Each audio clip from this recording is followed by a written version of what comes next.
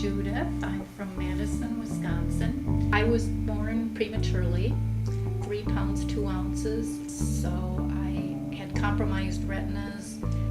After the retina detached in that eye for a second time, it was probably 5 to 10 years that I could see light, had light perception, and then the sight slowly went away completely.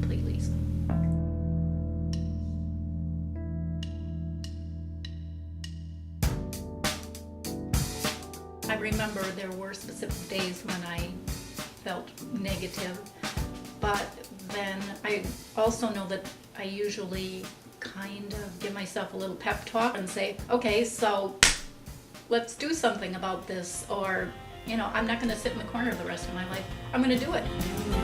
So different in Chicago, you're forcing your smile.